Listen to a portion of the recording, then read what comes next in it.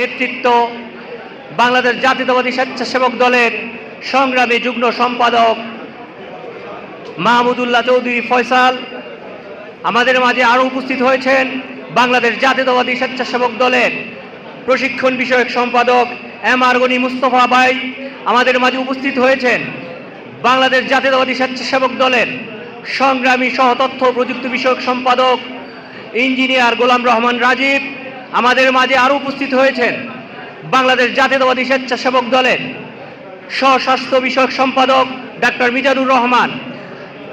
আজকের অনুষ্ঠানে সভাপতিত্ব করছেন সদর থানা স্বেচ্ছাসেবক দলের সংগ্রামী আহ্বায়ক জাকির হোসেন। আমাদের মাঝে উপস্থিত হয়েছেন নারায়ণগঞ্জ মহানগর বিএনপির সংগ্রামী অভিভাবক, সংগ্রামী আহ্বায়ক, আমাদের সকলের প্রিয় মুখ অ্যাডভোকেট সাখাওয়াত হোসেন খান। আমাদের মাঝে এসে উপস্থিত হয়েছেন নারায়ণগঞ্জ মহানগর বিএনপির সংগ্রামী সদস্য সচিব, ছাত্রদলের সোনালী অতীত অ্যাডভোকেট আবু আলী ইউসুফ খান টিপু।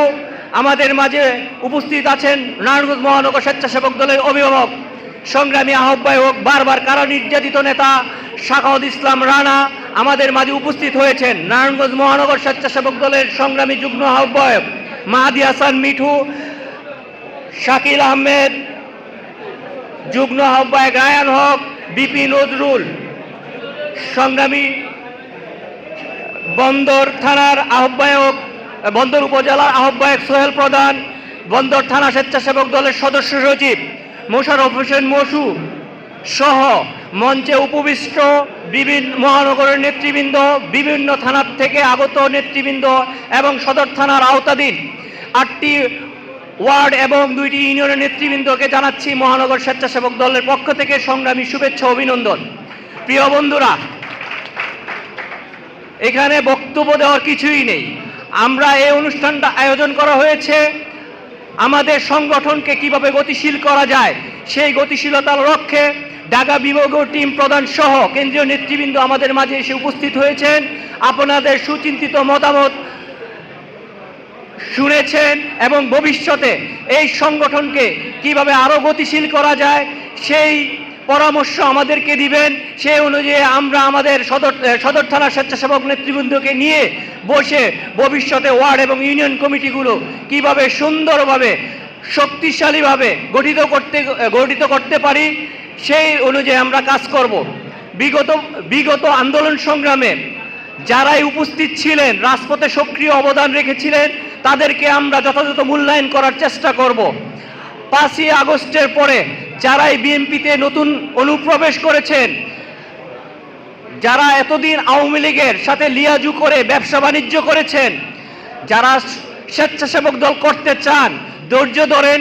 ভবিষ্যতে যাচাই বাছাই করে যদি আপনাদেরকে মনে করি আমরা মহানগর স্বেচ্ছাসেবক দলের একটি সদস্য হিসেবে গ্রহণ করব, ততদিন পর্যন্ত কিন্তু আপনাদের ধৈর্য ধরে থাকতে হবে। বিগত আন্দোলন সংগ্রামে অনেকেই বলেছিলেন রাজপথে থেকে অনেক ত্যাগ, নির্যাতন, হামলা মামলা শিকার হয়েছেন। প্রিয় সাথী ও বন্ধুরা, যদি ত্যাগের কথা বলতেই হয়, ত্যাগের কথা বলবে জিয়া ফ্যামিলি। দেশনেত্রী বেগম খালেদা জিয়া বাংলাদেশের জন্য, বাংলাদেশের মানুষের জন্য যেই ত্যাগ স্বীকার করেছেন, এটা আমার আপনার পক্ষে ওই ত্যাগ স্বীকার করা সম্ভব নয়। ত্যাগের ইতিহাস বলতে গেলে জিয়া ফ্যামিলির দেশনেত্রী বেগম খালেদা জিয়া বলবেন। ত্যাগ করেছেন তারুণ্যের অহংকার বিএনপির ভারপ্রাপ্ত চেয়ারম্যান তারেক রহমান সাহেব। সে ফ্যাসিস্টের অত্যাচার নির্যাতন সহ্য করে বিগত 16টি বছর বাংলাদেশের আপাময় জনগণের পক্ষে কাজ করার জন্য, বাংলাদেশের মানুষের ভোটার অধিকার প্রতিষ্ঠিত করার জন্য বিগত দিনে তার সুপরিকল্পিত নেতৃত্বে বাংলাদেশে আন্দোলন সংগ্রাম অনুষ্ঠিত হয়েছে। সেই আন্দোলনের ফলশ্রুতিতেই কিন্তু এই 5ই আগস্টে এই ফ্যাসিস্ট আওয়ামী লীগ সরকার বাংলাদেশ থেকে পালিয়ে যেতে বাধ্য হয়েছে। আমি এতটুকুই বলতে চাই, এখনো কিন্তু ষড়যন্ত্র শেষ হয়নি। আমাদের মাঝে কিন্তু এখনো মুখোশধারী আওয়ামী লীগ, ফ্যাসিস্ট আওয়ামী লীগের লোকজন এখনো কিন্তু আমাদের সাথে মিশে ষড়যন্ত্র করছে।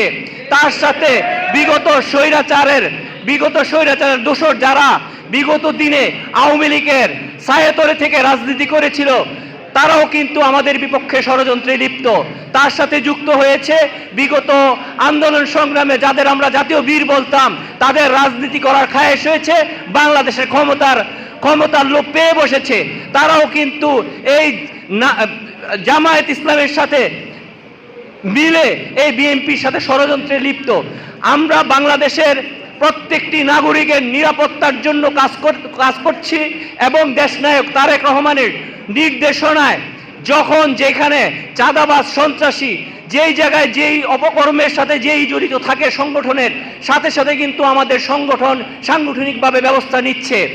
বিগত দিনে যেই হত্যা মামলা হয়েছে মিটফুটে, এই মিটফুটে হত্যা মামলা নিয়ে কিন্তু হত্যাকাণ্ড নিয়ে কিন্তু অনেকেই কিন্তু গোলাপানিতে মাছ শিকারের চেষ্টা করছেন। আমরা প্রত্যেকটি হত্যাকাণ্ডের সুস্পষ্ট বিচার দাবি করেছি এবং সংগঠনের কেউ জড়িত থাকলে এই সাংগঠনিকভাবে কিন্তু ব্যবস্থা নেওয়া হয়েছে। এই জন্য গোলাপানিতে মাছ শিকার না করে বাংলাদেশের সাংবিধানিকভাবে গতিশীল করার লক্ষ্যে, ভোটার অধিকার গণতন্ত্র পুনঃপ্রতিষ্ঠার লক্ষ্যে সামনে যে আন্দোলন সংগ্রাম থাকবে, সে আন্দোলন সংগ্রামে এই ওয়ার্ডের যে নেতৃবৃন্দরা এখানে উপস্থিত হয়েছেন তাদেরকে কাঁধে কাঁধ মিলে এই স্বৈরাচারী বিপক্ষে শক্তি যে অপশক্তিগুলো আবার আমাদের বিপক্ষে মাঠে নামবে, আমরা একসাথে এই অপশক্তি মোকাবেলা করব সংগ্রামী সাথী বন্ধুগণ। এই বলে আমি আমার বক্তব্য শেষ করছি। বাংলাদেশ জিন্দাবাদ, বাংলাদেশ জাতীয়তাবাদী স্বেচ্ছাসেবক দল নারায়ণগঞ্জ মহানগর শাখা জিন্দাবাদ, তারুণ্যের অহংকার দেশনায়ক তারেক রহমান জিন্দাবাদ, দেশনেত্রী খালেদা জিয়া জিন্দাবাদ, দেশনায়ক